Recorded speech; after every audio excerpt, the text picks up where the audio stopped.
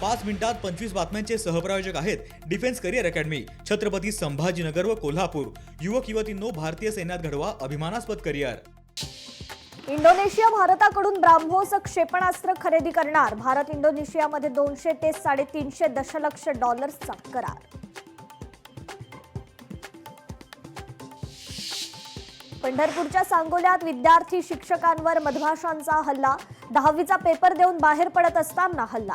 100 विद्यार्थी आणि शिक्षक नागरिकही जखमी।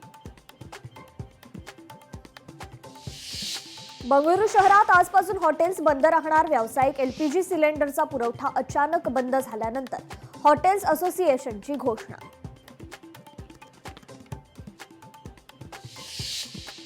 सुप्रिया सुळे आणि रोहित पवारांनी घेतली मल्लिकार्जुन खरगेंची भेट। अजित पवारांच्या अपघाताची स्वतंत्र चौकशीसाठी संसदेत मागणी करण्याची विनंती। गद्दारांनी लायकीत राहून बोलावं। एका गद्दाराने 40 गद्दार सोबत नेले। ठाकरेंच्या शिवसेनेच्या प्रवक्त्या अयोध्या पोळ यांची शिवसेनेवर टीका। विदर्भात पुढील 3 दिवस तीव्र उष्णतेचा अंदाज हवामान विभागाकडून व्यक्त। नागरिकांना आवश्यकता असल्यासच बाहेर पडण्याचं आवाहन।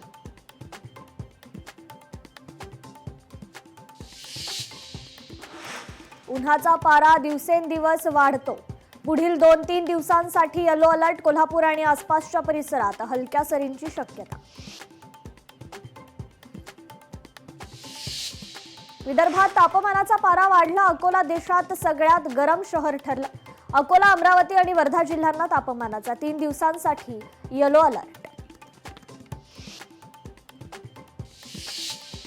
राज्य परिवहन महामंडळाचा प्रवाशांना एनसीएमसी कार्ड वापरण्याचं आवाहन। कार्डच्या मदतीने महिला तसेच ज्येष्ठांना मिळणार एसटी महामंडळाच्या सर्व सवलती।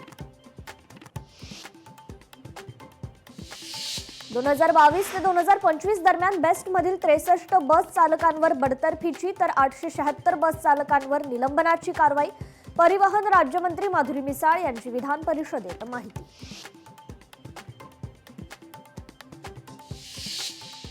बीएमसी देणार वन विभागाला 20 कोटींचा निधी। वन्यजीव संवर्धन आणि मानव वन्यजीव संघर्ष टाळण्यासाठी वन विभागाला निधी।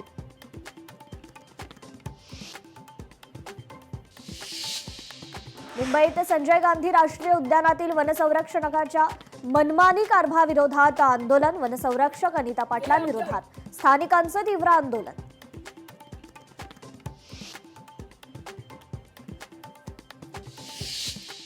पाच मिनिटात 25 बातम्यांचे सहप्रायोजक आहेत defence career academy, Chhatrapati Sambhajinagar व कोल्हापूर। युवक युवतींनो, भारतीय सैन्यात घडवा अभिमानास्पद करिअर। लोकशाही मराठी ऐका, पहा, जागरूक रहा।